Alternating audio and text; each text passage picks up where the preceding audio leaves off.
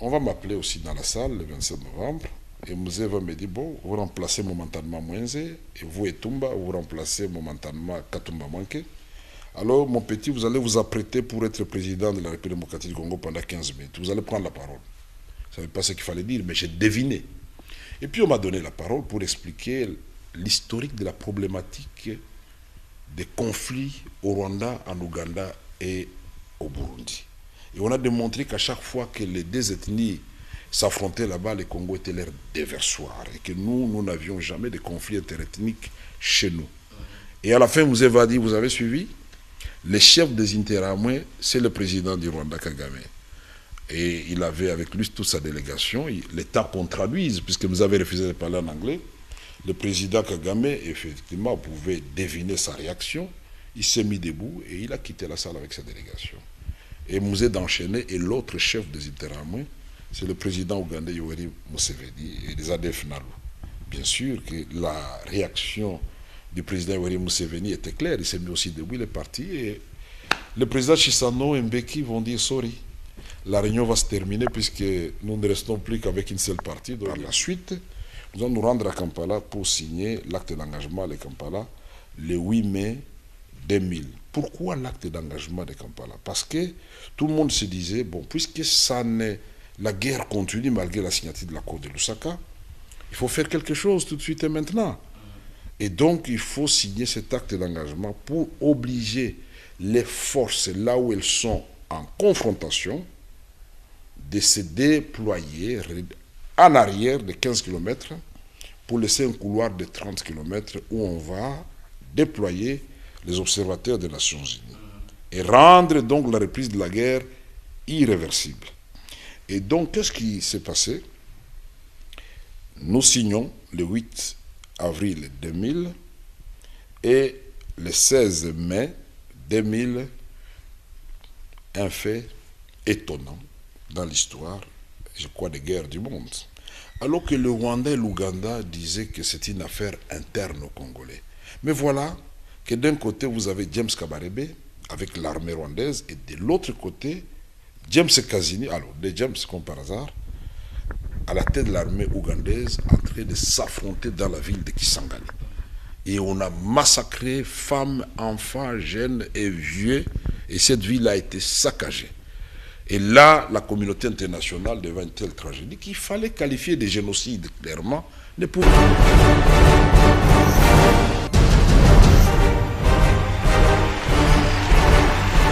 Bienvenue si vous venez à peine de nous prendre en cours de diffusion. Un jour, une histoire révisite quelques belles pages, quelques pages de l'histoire de notre pays. Nous avons le plaisir, le bonheur de recevoir l'un des acteurs majeurs de l'histoire de notre pays.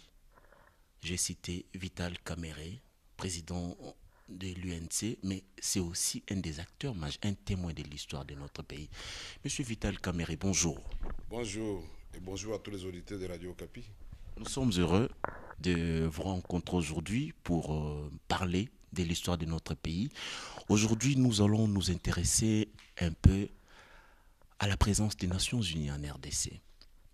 Cette présence qui ne date pas d'aujourd'hui, qui ne date pas de l'arrivée de la MONUC ou de la MONUSCO. Vous êtes d'ailleurs l'un des rares Congolais qui a eu à avoir travaillé directement avec les Nations Unies, avec l'installation de la MONUSCO. Que pouvez-vous dire sur la présence des Nations Unies en RDC? Oui, la présence des Nations Unies en République démocratique du Congo, d'abord je vous remercie de m'offrir cette occasion pour revisiter l'histoire de notre pays. Et ça va nous permettre évidemment de voir les faiblesses et les points forts de la mission des Nations Unies au Congo. Mais la présence de cette mission, ce n'est pas un fait du hasard. Cette présence se justifie du fait que la paix, la sécurité étaient perturbées dans notre pays. Et pour en parler, il faut rappeler un fait majeur. Alors que les Zaïres de l'époque vivaient en paix, nous n'avions pas de conflits sur le territoire congolais, nous n'avions pas de rébellions, il faut le souligner à haute voix.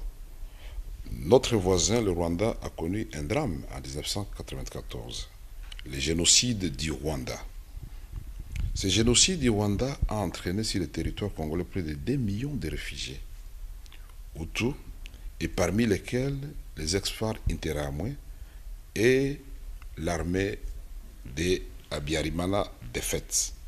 Mais il faut souligner qu'à ce moment-là, les Nations Unies étaient présentes au Rwanda à travers la mission turquoise, une mission initiée par la France, mais il y avait aussi une deuxième mission qui était sur place. Qu'est-ce qu'il fallait faire à ce moment-là? Il fallait bien sûr appliquer le droit humanitaire international, laisser les gens en fuite de trouver refuge sur le territoire congolais. Mais il fallait d'abord désarmer les militaires, de séparer les militaires des civils, puisque les HCR n'a pas pour vocation d'héberger, de prendre en charge les militaires en fuite. Il y a une autre institution des Nations Unies pour faire ce travail. Mais on va mettre tout ce monde ensemble et ces gens vont traverser avec armes, bagages, argent pillé dans la Banque centrale du Rwanda pour venir s'installer au bord du lac Kivu, un jet de pierre du Rwanda. Et évidemment, le Rwanda va dire que cette présence menace sa sécurité. Et ça a été répété plusieurs fois. Et finalement, en 1996, nous allons apprendre comme un fait de génération spontanée qu'il y a une rébellion qui vient de naître à l'est de la République démocratique du Congo pour, soi-disant, libérer le Congo. Et il va être dénommé AFDEL. Mais ici, il faut souligner, c'est aussi ça l'histoire, que l'AFDEL est né après les troubles et l'agression de notre pays à l'Est. Et on va confier ce mouvement à Laurent Désiré Kabila. Mais une guerre, mais avec des agendas. Laurent Désiré Kabila, paix à son âme, grand patriote, croyant c'est de faire du maréchal Mobutu, de la dictature, avec l'aide de ses alliés du Rwanda et de l'Ouganda, mais va commettre une erreur. Parce que ses alliés et lui n'avaient pas le même agenda. Lui, il avait l'agenda, bien sûr, de pacifier la République démocratique du Congo ou démocratiser, comme il le disait lui-même. Mais les autres avaient des objectifs. Premier objectif, anéantir leurs groupes armés sur le territoire congolais, les ADF NALU, la LRA et les ex-FARC interamoués, pour que ces groupes ne constituent pas de menaces pour ces deux pays que je viens de citer. Deuxième objectif latent, mais c'est un secret de polichinelle, mettre la main sur les institutions de la République démocratique du Congo pour bien exploiter les richesses incommensurables et inégalées dont regorge notre pays dans la partie Est et d'ailleurs sur l'ensemble du territoire congolais. Mais nous allons vivre un semblant de libération. Notre joie a été de très courte durée. Les Quinoises, les Quinois et les Congolais de partout ailleurs ont acclamé M. Laurent Désiré Kabila et les Kadogo, les libérateurs. Mais quelle ne fut la déception du peuple congolais de constater que nous n'avions jamais connu des violations des droits de l'homme massives dans notre pays, où quelqu'un se permet de venir vous demander à vous, à votre femme et à vos enfants, et si vous avez de la chance, on ne viole pas vos filles ou bien votre femme, de quitter votre maison pour qu'ils s'y installent. Quelle ne fut notre déception de voir que la chicote, la bastonnade qu'on avait connue à l'époque coloniale, restaurée dans notre pays. Et là, la population congolaise qui aime vivre en paix n'a pas supporté cette présence des alliés de M. Laurent Désiré Kabila. Il devait faire un choix entre continuer avec ses alliés, le Rwanda et l'Ouganda, ou rompre la coopération militaire. Un bon patriote, il a fait le choix de rompre le 27 juillet 1998 la coopération militaire avec le Rwanda et l'Ouganda. Il avait demandé au général de l'époque de conduire avec le ministre Mwenze, le général James Kabarebe et le général ougandais avec leurs officiers au Rwanda et en Ouganda. Mais 5 jours après, l'avion d'ICAL, Congo Airlines, est intercepté à l'est de la République démocratique du Congo, à bord James Kabarebe en personne, pour prendre la direction de Kitona. Et ce fut le début, le 2 août, de la vraie guerre d'agression, que la communauté internationale n'a pas voulu nommer par hypocrisie. Pourquoi je dis par hypocrisie? Parce qu'elle a conscience chargée du fait qu'on a massacré 1 million de personnes à Kigali ou au Rwanda d'une manière générale, alors qu'il y avait la présence des casques bleus sur place, n'ont pas pu arrêter cette tragédie que nous condamnons tous aujourd'hui.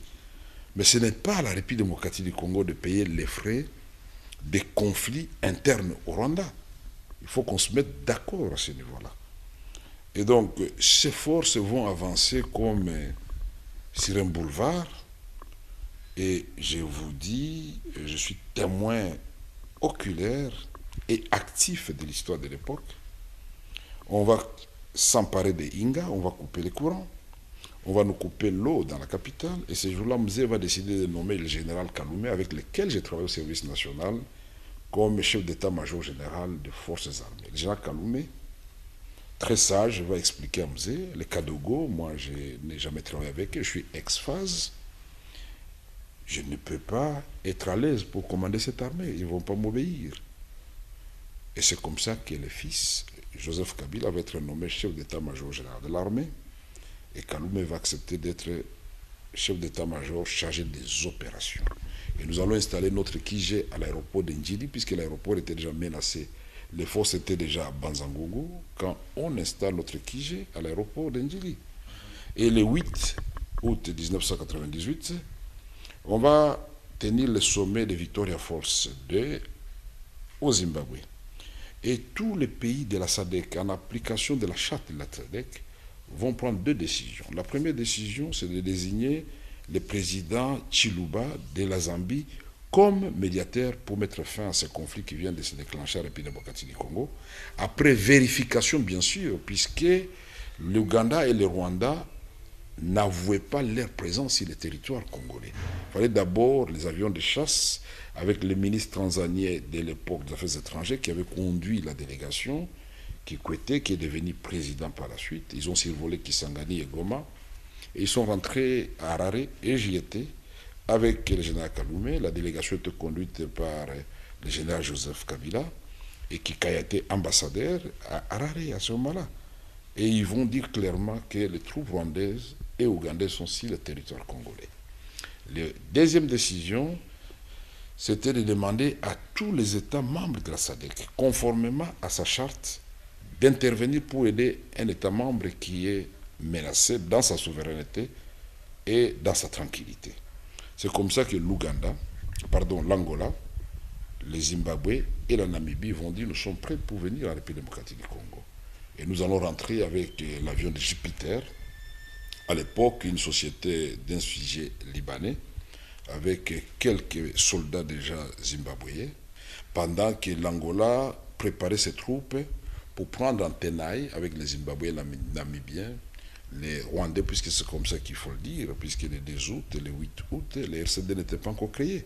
Les RCD est créé le 12 août 1998. Donc la question qu'on se pose toujours, est-ce qu'un enfant peut être, ou bien une mère peut être moins âgée que son enfant, puisqu'on nous dit la guerre, c'est un conflit interne à la République démocratique du Congo. C'est-à-dire les Banyamulenge qui se sont sentis marginalisés de l'exercice du pouvoir, qui ont vu leurs droits violés et donc fâchés. C'est entre Congolais et donc nous, les Rwandais et l'Ouganda, n'avons rien à voir dans ce conflit-là. Ce qui est curieux et cohérent, c'est que la communauté internationale a accrédité cette thèse. Je vais vous épargner certains passages de l'histoire parce que nous savons que c'est une émission très courte, pour dire que nous avons participé à la première réunion du Conseil de sécurité. Et je dois ici remercier la France. Parce que la France, avec Jacques Chirac, ont pesé de tout leur poids. Et Jacques Chirac avait été très dur. Moi, président de la France, je n'accepterai pas qu'un seul mètre carré de la République démocratique du Congo soit occupé par ses voisins. Et donc nous devons dire clairement qu'il s'agit de l'agression. Mais mise en minorité par les autres membres permanents qui avaient leurs intérêts, finalement on va inventer des concepts qui n'ont jamais été utilisés dans les jargons onusiens. On va adopter la résolution 1, 2, 3, 4, le 9 avril 1999, et cette résolution, au lieu de parler des agresseurs ou des forces d'occupation, on va parler des forces non invitées, c'est-à-dire l'Ouganda et le Rwanda, et les forces invitées, c'est-à-dire l'Angola, le Zimbabwe et la Namibie. Mais quelle hypocrisie! Mais la présence maintenant des missions ou des casques bleus sur la République démocratique du Congo, il faut la situer à la date du 30 juillet 1999, novembre 1999, puisque à ce moment-là, finalement, tout le monde s'est rendu compte que la paix est perturbée en République démocratique du Congo. Pourquoi cette date-là? Cette date fait suite à une autre date ou à deux autres dates. Parce que le président Chiluba, qui a présidé de main de maître le processus de Lusaka, a réussi à faire signer l'accord de Lusaka le 10 juillet 1999. Et là, c'est curieux, puisque c'est une anecdote. La veille, quand nous rentrons, tous les experts, puisqu'on nous a fait revenir, parce que moi j'avais accepté de signer le chapitre 5 qui instituait le dialogue intercongolais, qui était rédigé par 3 personnes. Olivier Kamitatu, dit MLC à l'époque, Azarias Roubero, dit RCD, et votre humble serviteur. Moi, je me suis dit, en âme et conscience, parce que les villes continuent à tomber, l'intelligence et la sagesse commandaient que nous puissions faire la paix sur papier pour arrêter la tragédie que nous vivions sur le terrain. Et donc, ça n'a pas plu à certains collaborateurs de musée de l'époque, des libérateurs. Et on nous a fait venir ici avec d'abord, première décision, M. Kamere doit être arrêté, si pas exécuté après. Mais je dois retenir aussi que M. Yerodia, qui était ministre d'État des Affaires étrangères, va s'intercaler entre Mzé et moi. Pour dire à Mzé, si vous arrêtez les jeunes hommes ici, alors il faut m'arrêter aussi, ou je deviens opposant, je vais en exil. Parce que cet enfant a fait un travail extraordinaire. Et puis jusqu'à 1h du matin, signera, ne signera pas l'accord de Lusaka. Et bien sûr, vous vous rappelez très bien, on a fait un sondage dans la ville pour dire que bon, la quasi-totalité ou la majorité de la population quinoise demande à Mzé de ne pas signer. Et bien sûr, tous les flatteurs autour de Mzé vont lui dire, signer cet accord, Mzé, c'est vraiment trahir la patrie. Et donc, moi, je suis rentré chez moi à la maison. On va m'appeler à 8h30 pour me dire que Mzé me cherchait à l'aéroport d'Ndjili. Je suis allé à l'aéroport d'Ndjili. Mzé a dit, mais jeune homme, mais pourquoi tu n'es pas venu? Je dis, mais je ne savais pas qu'il y avait une mission. Il m'a amené dans sa cabine et on a fait 1 heure de temps de discussion avec Mzé. Je lui ai dit, Monsieur le Président, je vais vous dire une chose. Il ne faut jamais tomber dans les pièges de l'ennemi. L'ennemi vous connaît très bien. Et ils savent qu'avec votre orgueil, votre patriotisme, votre nationalisme, vous n'allez pas accepter de signer l'accord de Lusaka. Alors il faut le surprendre. Puisque cet accord parle de retrait des troupes rwandaises, des troupes ougandaises. Soyons intelligents. Allons à Lusaka. Dites tout de suite que vous allez signer, vous allez voir ce qui va arriver. Vous avez dit, mon petit, on va voir ça. Et nous sommes allés, c'est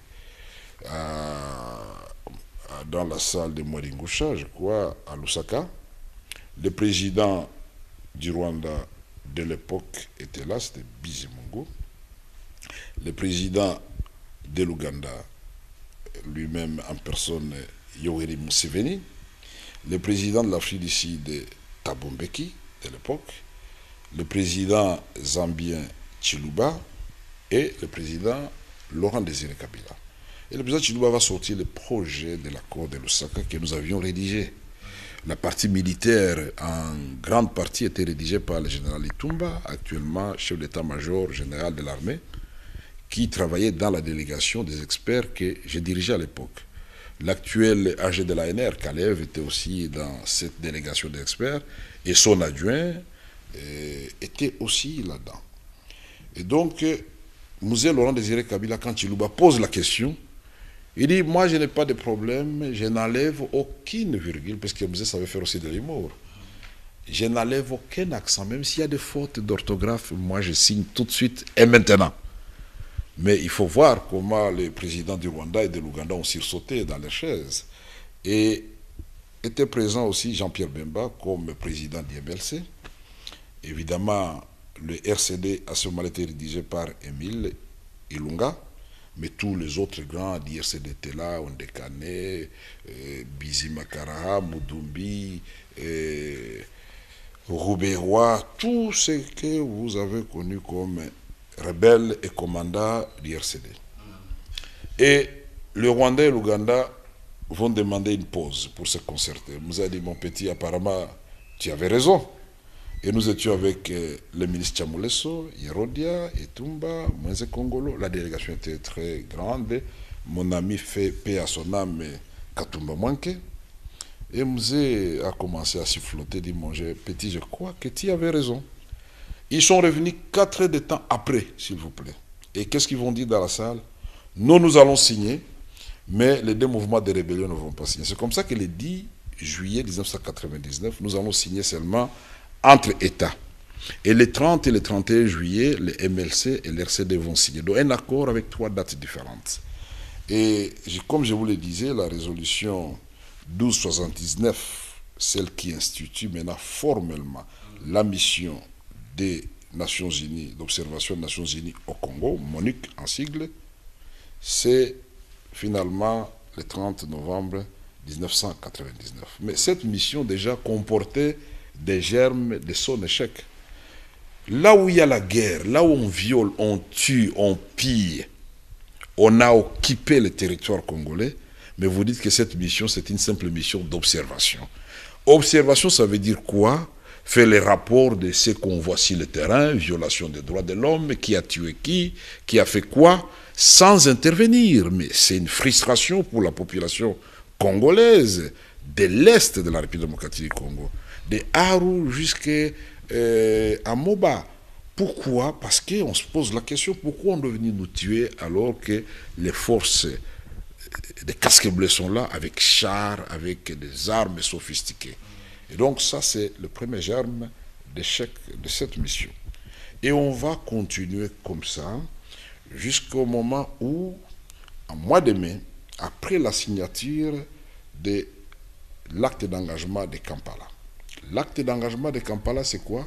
C'est-à-dire la mission des Nations Unies, avec son représentant spécial de l'époque, Kamel Morjan, c'est lui qui a signé les SOFA.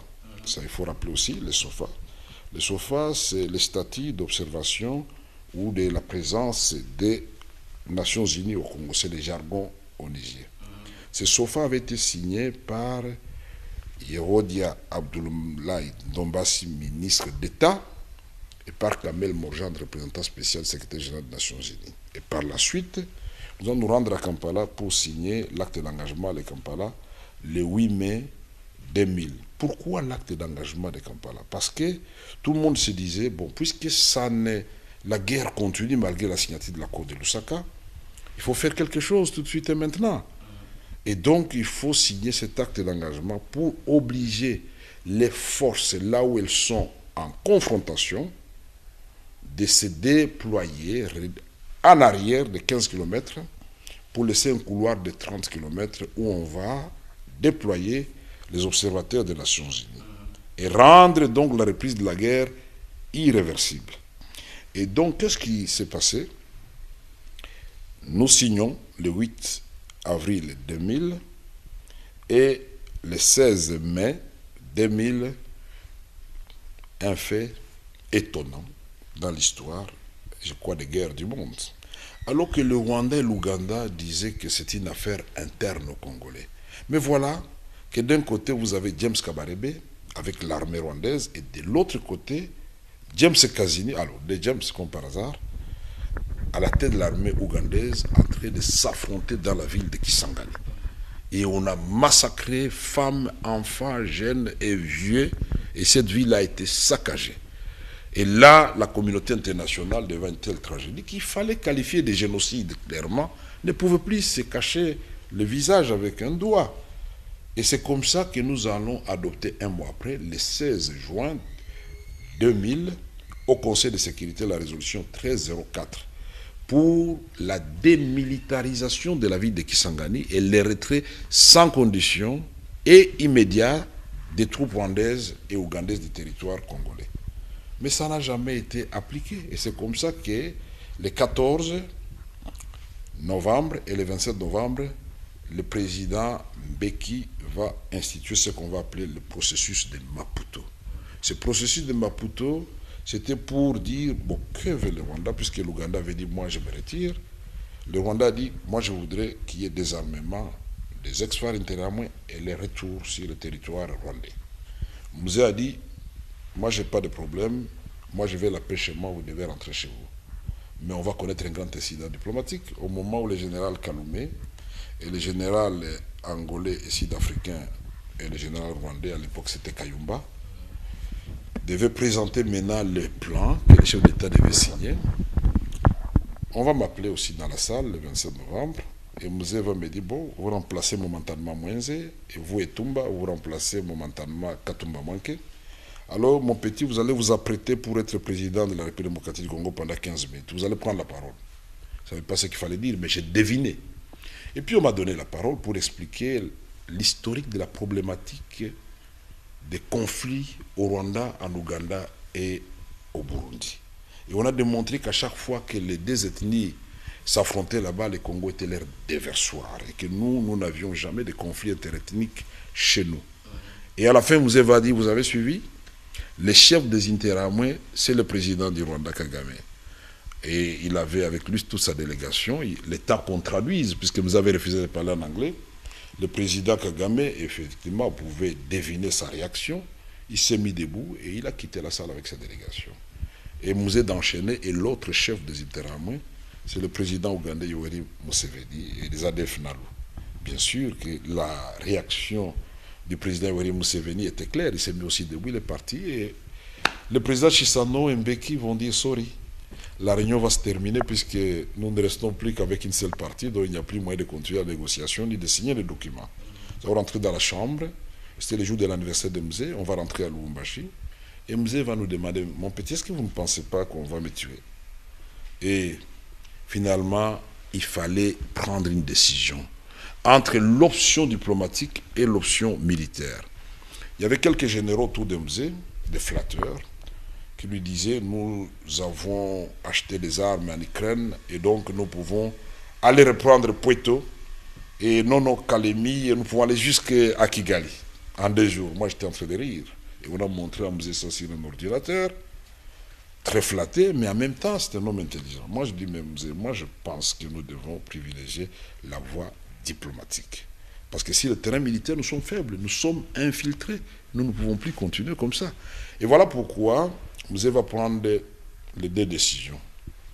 Talk and fight. Monsieur Kamere, vous aimez la diplomatie avec le général Luecha et Tumba et Olenga, vous allez à Harare. Olenga est en vie, Luecha est déjà mort, paix à son âme. Et Tumba est en vie, c'est l'actuel chef d'état-major général. Il va vous dire dans quelle ambiance nous avons signé cet accord qui consacre les sous-plans de désengagement des Harare. Les sous-plans de désengagement des Harare, c'est quoi?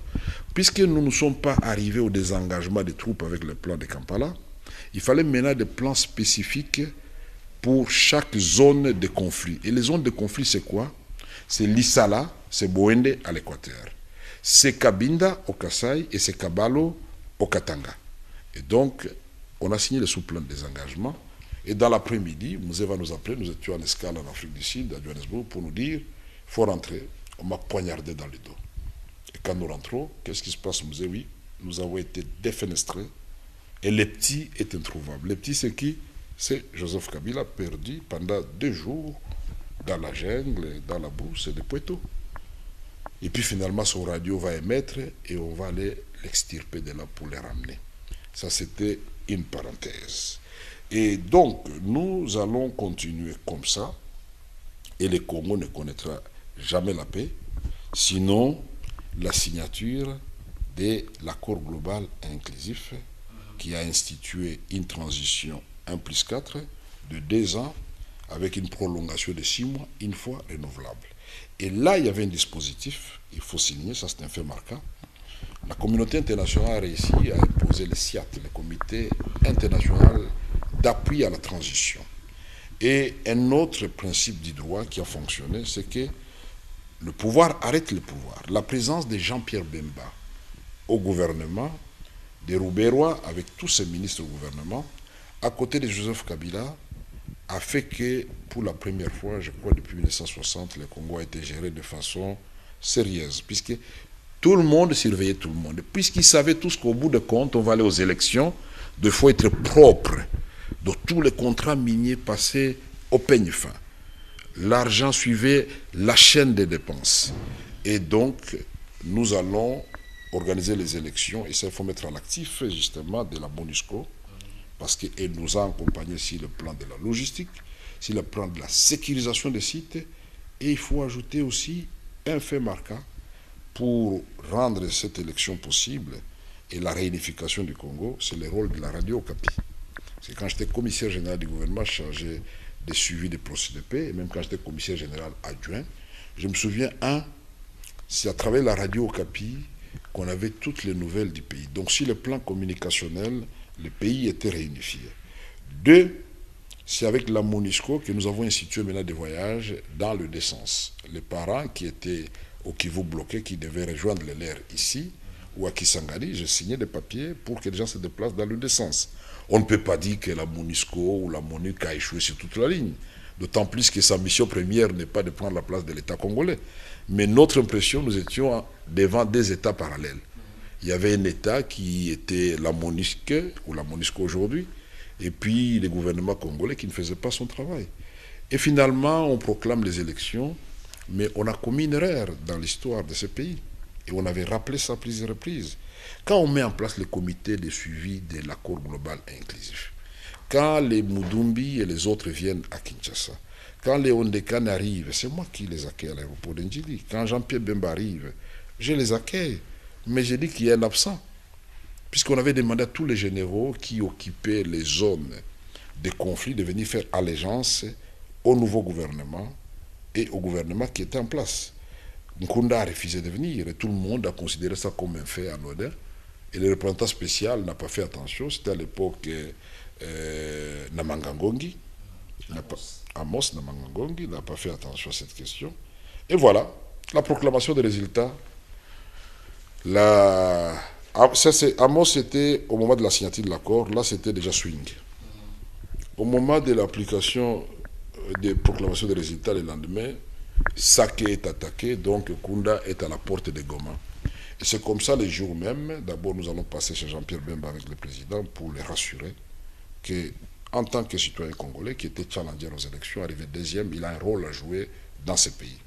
Mais là, je dois dire aussi que le président Kabila n'était pas allé trop loin dans sa proposition, tout comme Jean-Pierre Bemba, alors que j'avais offert le cadre, n'a pas profité de cette situation-là pour décanter et donner, au fait, un exemple à l'Afrique, pour dire que celui qui gagne ne gagne pas tout, celui qui perd ne perd pas tout. Ça pouvait changer le cours de l'histoire de ce pays. Ça, il faut le dire. J'ai pris ce courage contre tous les membres de ma famille politique de l'époque. Et Jean-Pierre Bemba peut le dire, puisque c'est avec Mme Eve Bazaïba par après, que nous allons organiser l'exil de Jean-Pierre Bemba. Sinon, je pense, Dieu seul sait ce qui pouvait arriver à Jean-Pierre Bemba dans cette ville. Elle était sénatrice, elle n'était pas secrétaire générale d'IMLC, mais cette brave dame se comportait comme secrétaire général d'IMLC, et on l'a fait. Et moi, j'étais du PPRD, mais en tant que président de l'Assemblée nationale, j'ai considéré que j'étais neutre, donc je devais sécuriser tout le monde. Et la première loi que j'ai fait voter, c'est la loi sur le statut de l'opposition, avec un porte-parole, et tout le monde savait que c'était Jean-Pierre Bemba, mais il était en exil. Je suis allé le chercher, il n'est pas rentré, et la suite, vous connaissez. Donc finalement, l'histoire d'Nkunda va se transformer en scène de paix. Donc nous avons des rébellions dans notre pays comme des espèces de générations spontanées. Une rébellion qui met au monde plusieurs rébellions. Donc on a commencé avec l'AFDEL, après c'est le RCD KML, le RCD National, le RCD Wamba Diawamba, et puis finalement on finit par le CNDP M23.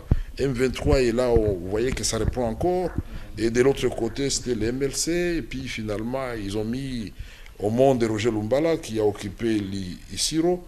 Et donc c'est un pays où nous devons nous remettre constamment en cause en lisant l'histoire de notre pays. Alors, M. Vital Kamerhe, sans vous couper, la première fois que les Nations Unies ont installé une mission au Congo, c'était du 14 juillet 1960 jusqu'au 30 juin 1964. Et là, on a déjà évoqué avec vous les chapitres sur la MONUC et la MONUSCO, puisque vous êtes une des pièces maîtresses de ces processus, parce que vous avez joué un rôle non des moindres. Mais qu'est-ce qui peut être considéré, selon vous, en dehors de ce que vous avez évoqué tout à l'heure par rapport à l'organisation des élections? Qu'est-ce qui peut être encore épinglé comme fait marquant de cette présence des Nations Unies au Congo? Premier fait marquant pour nous, d'abord, nous ne pouvons pas comprendre qu'on ait assassiné le premier ministre élu au suffrage universel à la personne de Patrice Emery Lumumba, père de l'indépendance, pendant que sa résidence était entourée par les forces des Nations Unies. Ça, c'est un fait marquant de l'histoire. Deuxième fait marquant, nous regrettons qu'à la suite du conflit au Katanga, parce qu'il fallait mettre fin à la sécession, que les Nations Unies aient perdu un grand homme, Dag Hammarskjöld, avec son avion qui est tombé aux environs d'Ndola. Un autre fait marquant de l'histoire des Nations Unies au Congo, c'est que finalement, il faut dire qu'ils ont réussi à nous éviter la sécession katangaise, c'est-à-dire à ce moment-là la partition du Congo. Cette riche province était convoitée par certaines puissances occidentales en instrumentalisant les fils de notre pays. Mais si nous revenons à la présente mission qui a changé à partir du 28 août 2010, qui est devenu MONUSCO, alors qu'avant c'était MONUC, nous pouvons dire, si vous posez la question aujourd'hui au peuple congolais, le peuple congolais va vous donner certainement un bilan mi-figue, mi-raisin. Le peuple congolais va vous dire oui, la MONUSCO ou la MONUC n'a pas fait assez. Mais le peuple congolais va vous dire aussi, si la MONUSCO ou la MONUC n'était pas là, nous allons peut-être être tous massacrés. Et nous pouvons épingler le fait que, avec la brigade spéciale instituée après l'accord d'Addis Abeba, après la résolution 2098 du 28 mars 2012, il faut reconnaître que cette brigade spéciale, en moins de 24 heures, avait mis en déroute le M23. Et la question qu'on se pose aujourd'hui, s'ils étaient en mesure de le faire en 24 heures, pourquoi ne le fait-on pas maintenant? La réponse est claire. Le gouvernement congolais, par la bouche de son porte-parole, après la victoire sur le M23, avait dit, bon, maintenant nous avons nos forces requinquées, on n'a plus besoin de la MONUSCO ou de la MONUC. Et ils ont commencé l'opération de Beni. Alors que Beni était calme. Bien sûr, tout le monde savait que dans les hauteurs de Rwenzori, il y avait les ADF et Nalou. Mais on n'avait jamais tué à Beni, comme on le connaît maintenant depuis cette date-là. C'est les FRDC seuls qui vont sans concertation, alors que dans l'accord qui avait été signé, il avait été entendu, et dans la résolution, que tout se fera en concertation. Collaboration entre l'état-major de la brigade spéciale et l'état-major des forces armées de la République démocratique du Congo. Et ils vont se permettre d'aller seuls. Et c'est quand elles rencontrent des difficultés maintenant qu'elles se retournent du côté des Nations Unies. Et depuis lors, je crois que l'amour n'est jamais revenu de façon parfaite entre les deux parties. Et donc je crois que nous devons aujourd'hui dire, parce que beaucoup de gens se posent la question, pourquoi cette mission doit rester près de 20 ans sur le territoire congolais, puisque je vous ai dit, c'est depuis 1999 qu'elle est là. En une année, ça sera 20 ans, c'est beaucoup quand même. Et c'est malheureux pour un pays qui devait se reconstruire. Et notre fait marquant, c'est que, après la signature de l'accord global et inclusif, après l'organisation des premières élections, la communauté internationale avait surestimé les présidents élus en croyant que, bon, maintenant nous pouvons relâcher pour laisser le gouvernement congolais de prendre en main sereine et organiser ces élections seules, et nous n'allons donner que l'appui logistique, on ne va plus accompagner parce qu'il y a un gouvernement légitime. Erreur, puisque nous allons avoir le 28 novembre 2011 les pires élections de l'histoire de notre pays, qui ont engendré la tragédie des M23. Puisque chaque fois qu'on signe avec les rebelles, après, il y a un général qui se met en retrait, et là, à ce moment-là, on signe avec l'Nkunda Batouare, c'est Ntaganda qui se met à retrait pour que les M23. Et Ntaganda est conduit à la CPI, c'est Makenga qui fait entendre sa voix. Et donc, couper cette spirale n'est pas trop compliqué. Un autre fait marquant, mais de façon négative aussi, c'est de constater que malgré la présence des forces des Nations Unies, une présence massive à l'Est, y compris dans les zones minières, on ne peut pas comprendre que les avions d'école de Walikale pour les pays voisins, avec des coltans, des cassitérites, que les avions d'école de Luinja et de partout à l'est de l'Ituri, et sans aucun contrôle comme un État en occupation, qu'on continue à violer les femmes, qu'on continue à esclavagiser les Congolais dans les mines, comme si nous étions à l'époque du Moyen-Âge, c'est inacceptable.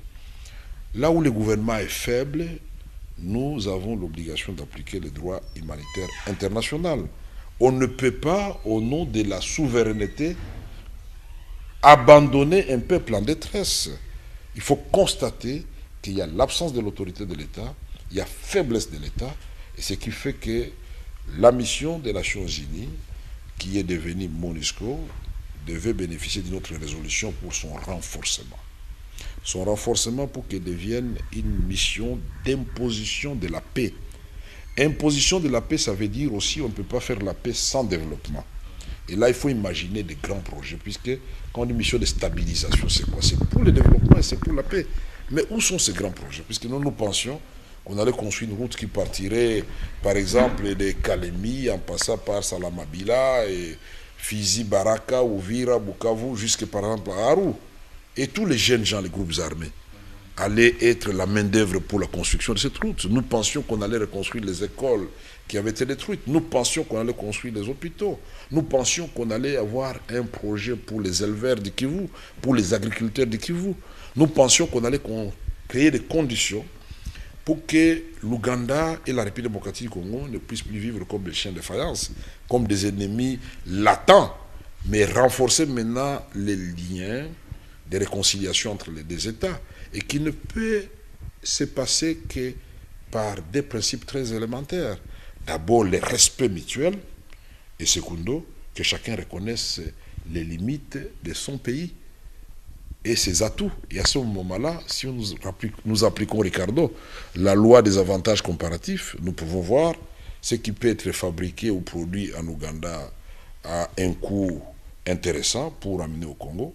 Et naturellement, nous sommes en position de force puisque beaucoup de choses, à l'époque, l'histoire démontre, partaient plutôt de chez nous vers de l'autre côté. Nous avons vocation d'être la locomotive de l'Afrique subsaharienne. Je dis bien de l'Afrique subsaharienne. Nous avons vocation d'impulser non seulement la paix, mais le développement. Pas seulement pour nous, mais pour les pays voisins. Et donc, si on avait exploité les lacs méthane du lac Kivu avec les Rwandais, vous pensez vraiment qu'il y aurait encore des problèmes entre les deux États si, en appliquant les codes miniers, nous disons ce sont nos voisins, puisque la Chine vient et signe des contrats avec nous. Le Canada peut venir signer des contrats avec nous, mais quiconque passe par la grande porte et veut avoir accès aux ressources de la République démocratique du Congo, pas les piller, mais doit remplir les conditions et les critères fixés par la République démocratique du Congo, peut créer des entreprises.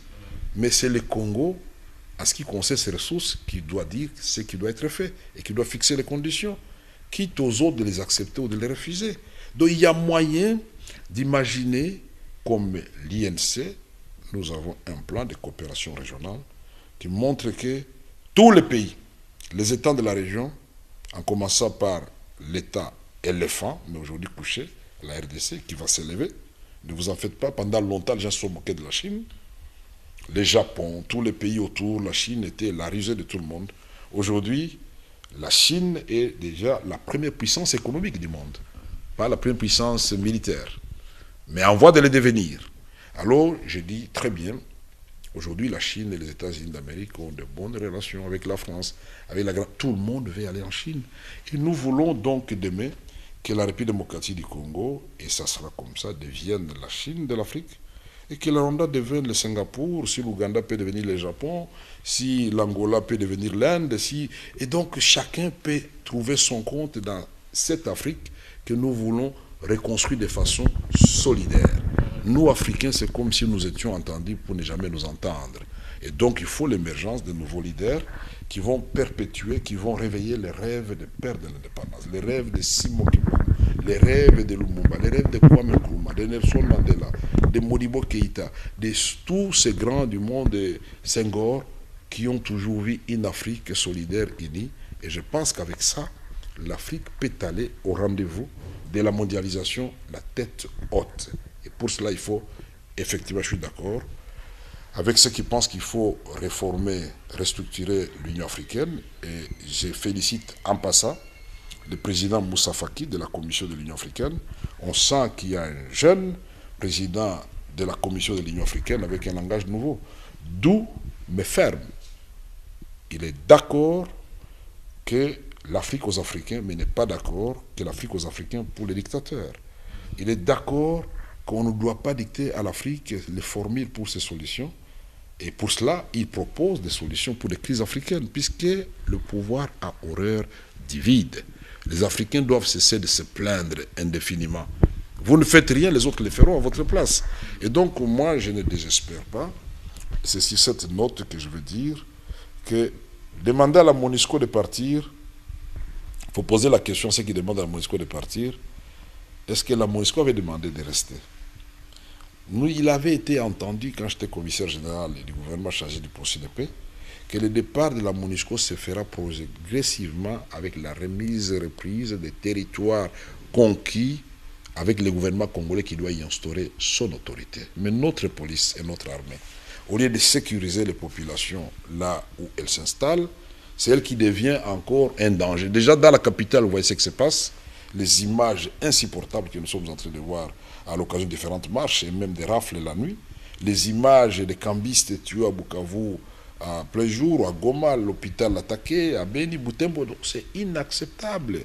Nous devons nous dire nous-mêmes que nous sommes à la base des malheurs qui nous arrivent. Nous avons affaibli notre pays, déjà à l'époque du maréchal Mobutu, parce que les gens ont oublié que notre pays avait envoyé des militaires pour faire la paix au Tchad et pour éviter qu'une partie du Tchad soit prise par la Libye.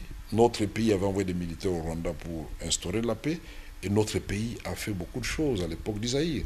Mais qu'est-ce qui a expliqué que le Congo, qui avait la plus grande armée avec le Maroc, de l'Afrique et l'Égypte, qu'est-ce qui a fait que le Congo, qui était la première économie avec l'Afrique du Sud de l'Afrique, qu'est-ce qui a fait que le Congo, qui était la première compagnie aérienne avec des DC-10, des DC-8, des Caravelles, et des Fokker 9 et des commandants bien formés dans des grandes écoles qui étonnaient tout le monde. Qu'est-ce qui fait que toutes ces premières places et deuxièmes places que nous occupions, aujourd'hui, paradoxalement, avec nos matières premières, nous sommes le deuxième pays le plus riche du monde, mais le deuxième le plus pauvre du monde. Nous devons résoudre ce paradoxe. Qu'est-ce qui fait qu'aujourd'hui, nous abandonnions nos enfants, les jeunes? Nous avons été dans de bonnes conditions, que ce soit au collège, que ce soit à la maternelle ou à l'université.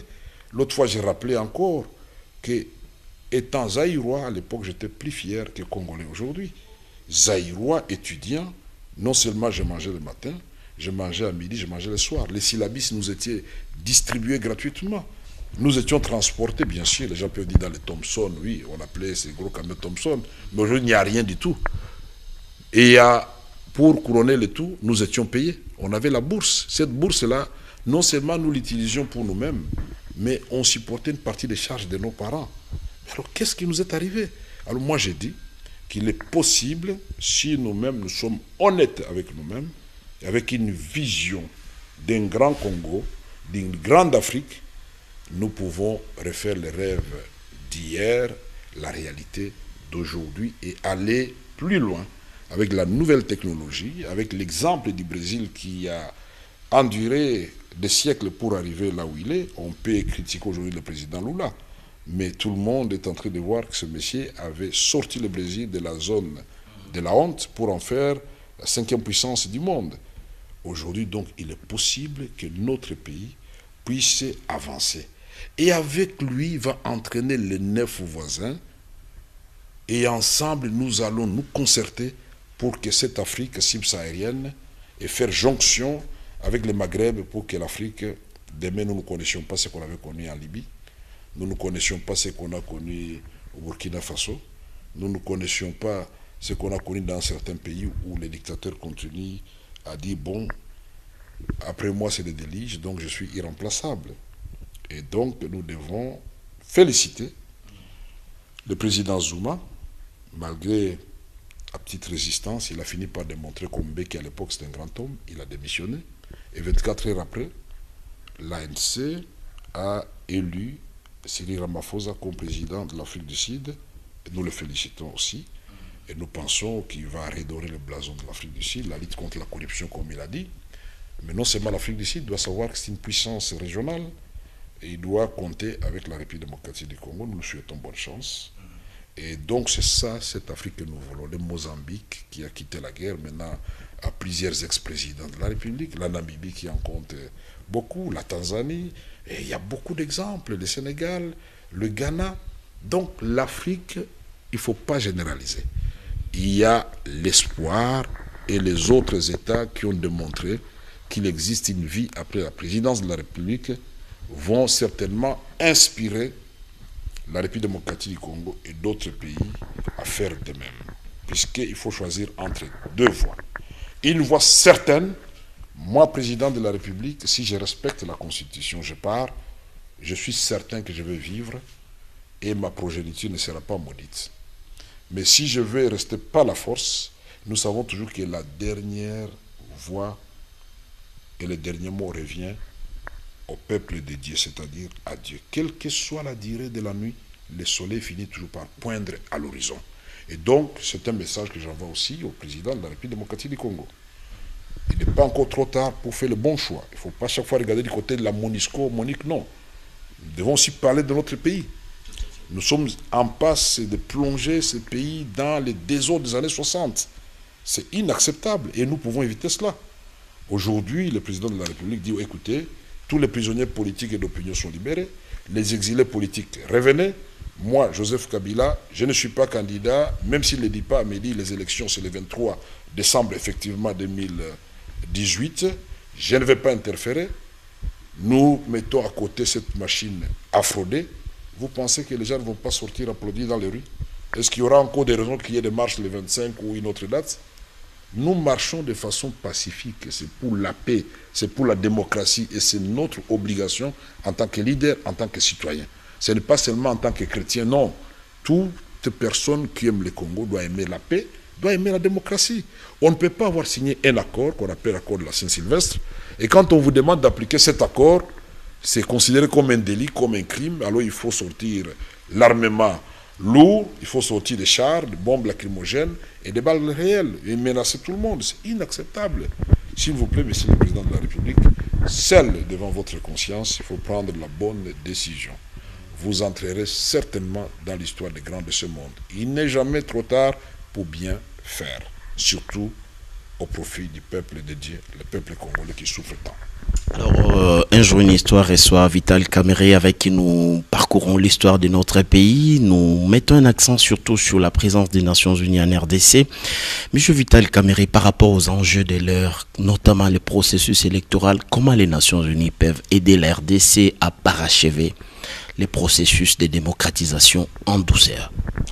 D'abord, les Nations Unies ont une expertise inégalée en matière électorale.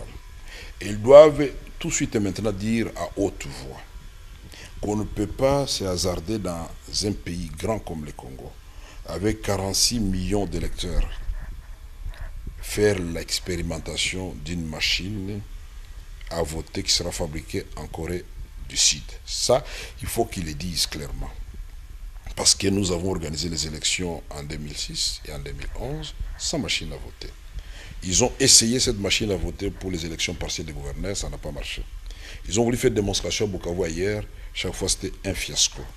Nous n'avons pas de l'énergie, nous n'avons pas la formation suffisante pour nos populations, pour nous hasarder dans cette machine à frauder. Et on avait dit que c'était une machine qui était prévue parce que les bulletins de Tchangou, il y avait beaucoup de candidats, il y avait beaucoup de partis politiques. Mais à partir du moment où on a adopté la loi qui fixe le seuil à 1% et qui fixe le cautionnement à 1 000 $ par personne, par siège, on a résolu le problème des bulletins volumineux. Et donc les Nations Unies, à l'époque, la MONUSCO, avait estimé à 90 millions de dollars américains le transport de tous ces consommables. Et avec la loi sur le seuil, certainement ça doit être revu à la baisse. On dit que la machine c'était pour économiser, non. Maintenant, nous avons économisé avec la loi et la machine doit venir nous compliquer la tâche, puisque cette machine, il faut un générateur, il faut des consommables, il faut des gens qui vont y travailler. Et quand vous entrez dans le calendrier électoral, la MONUSCO doit dénoncer cela. À partir du point 38 jusqu'au point 40, on parle des bulletins de vote. Préparation technique et déploiement des bulletins de vote. Donc, le président de la CENI a oublié d'enlever cela pour écrire machine à voter. Donc, le calendrier qui a été promulgué le 5 décembre, pour nous, c'est une loi qui a été promulguée. Et donc, la CENI doit se conformer à sa propre loi. Deuxièmement, la MONUSCO doit et a accepté d'apporter son appui logistique. Notre pays est très grand. Troisièmement, sécuriser les électeurs et les candidats potentiels à la députation provinciale, nationale et surtout à la présidentielle.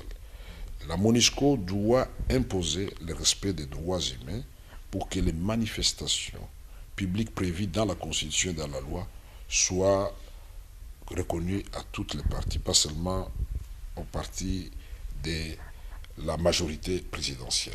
Et elle doit aussi être une mission d'observation dans ce qui va se dérouler à partir de maintenant jusqu'au moment où les élections vont se passer. C'est transformé, sans le dire, en une sorte de siaste qui ne dit pas son nom. Puisqu'il y a un vide, qu'est-ce que nous faisons? Est-ce que c'est l'Église catholique qui doit le faire? On va dire que ce n'est pas la mission de l'Église catholique. Quoique l'Église catholique, même ça, quand on lui demande, déploie toujours des observateurs sur le terrain. Mais vous ne m'avez pas demandé ce que nous devons faire aussi. Il ne faut pas chaque fois que nous jetions toujours la responsabilité aux autres comme des petits-enfants. Nous, les partis politiques de l'opposition, nous devons, savoir unis, nous sommes forts. 2, nous devons nous organiser pour ne pas rêver. Il y aura des élections. Donc nous devons mettre en place une mission d'observation électorale. Suivre le processus pas à pas. Qu'est-ce que nous faisons d'ici le 15 mars? Qu'est-ce que nous faisons du 24 juin au 8 août? Qu'est-ce que nous faisons du 25 juillet au 8 août? Qu'est-ce que nous faisons pendant la campagne électorale? Et qu'est-ce que nous faisons le 23 décembre 2018, date fatidique, date historique de l'élection? Et comment nous comportons-nous quand un de nôtres sera président de la République démocratique du Congo, va prêter serment le 12 janvier 2019. Voilà ce qui doit nous préoccuper. Et nous devons savoir géographiquement comment nous nous répartissons pour que cette fois-ci, nous puissions avoir le procès verbal et les résultats à la seconde même, qu'on ne nous raconte pas des histoires. Et pour cela, nous avons besoin de l'accompagnement des radios Okapi, bien sûr, de la presse d'une manière générale, et surtout de la presse en ligne. Le Sénégal nous a démontré que la meilleure surveillance des élections, la présence humaine, mais il faut communiquer aux médias puisque tout de suite le monde entier a les résultats de chaque bureau de vote et le tripatouillage devient impossible. Voilà pourquoi nous tenons à ce que le point 38, 39 jusqu'à 40 du calendrier électoral du président de la CENI soit respecté. Puisque là, on prévoit les bulletins de vote, et on prévoit les procès-verbaux et on prévoit les urnes. Mais regardez dans le calendrier qui a été publié. Je n'ai pas vu où on a parlé des isoloirs. Et donc, nous allons faire un vote sans le secret du vote. Et vous êtes là, c'est quelqu'un, il y a un grand écran, la personne que vous choisissez, tout le monde voit que vous avez choisi X. Mais quand vous sortez, vous risquez de vous faire lyncher. C'est pourquoi on instaure l'isoloir. C'est seul devant sa conscience et on choisit, et c'est un secret. Vous ne direz jamais à personne qui vous avez élu.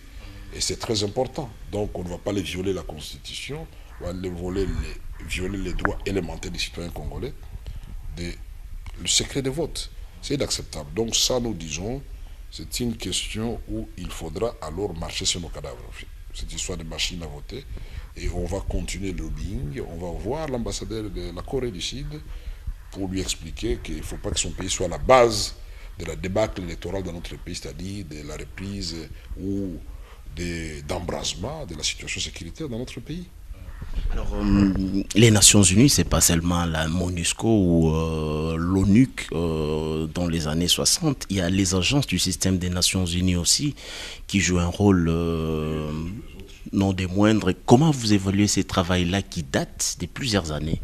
Non, ce travail, il faut le dire, le bilan est positif, puisque toutes ces agences des Nations Unies, que ce soit PAM, que ce soit Oxfam, que ce soit le PNUD, tout ça, ils sont chez nous, les autres ONG. Pourquoi? Parce que l'État est faible. La question, il faut se poser, pourquoi ces agences des Nations Unies ne sont pas en Afrique du Sud?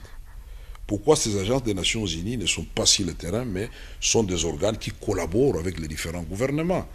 Pas remplacer le gouvernement dans ses missions régaliennes, de veiller au bien-être des citoyens congolais, de gouverner les pays au quotidien. Mais elles sont chez nous parce qu'il y a faillite de l'État. Et donc, nous ne devons pas nous prévaloir de nos propres turpitudes, s'il vous plaît. Nous devons être humbles pour reconnaître que nous avons tué le pays et nous avons l'obligation de faire naître ce pays de ses cendres. Si chacun passe son temps à jeter la pierre à l'autre, anges, démons, non. Il n'y a pas d'un côté les anges et de l'autre côté les démons. Nous sommes tous pécheurs et nous devons donc faire la repentance, la reconversion pour redonner espoir au peuple congolais qui nous regarde, médusé, pour montrer à la face du monde que l'élite congolaise existe bel et bien. Nous ne sommes pas la risée du monde. On nous a maintenus dans cette situation parce que nos ressources naturelles constituent momentanément une malédiction pour nous, mais nous devons transformer cette malédiction en bénédiction pour que le Congo redevienne ce petit paradis rêvé par tout le monde. Jadis, les Sud-Africains venaient se faire soigner à Likasi, Jadoville, ils venaient en vacances à Goma, à Bukavu et à Elisabethville, Lubumbashi. Ça doit redevenir comme ça. C'est ça la vocation du Congo. Pour terminer, Vital Kamerhe, merci d'avoir répondu à nos questions et merci de votre disponibilité toujours pour ces magazines. C'est moi qui vous remercie, à travers vous, tous les auditeurs de Radio Okapi. C'était une mission de vérité, donc je devais dire la vérité, et rien que la vérité. Pour ceux qui ont été vexés par ce que j'ai dit, qu'ils me pardonnent, mais je dirai toujours la vérité parce que je suis déformé par l'exercice de la vérité. Et je sais que seule la vérité peut nous affranchir. Encore une fois, merci de nous avoir choisis pour cette page.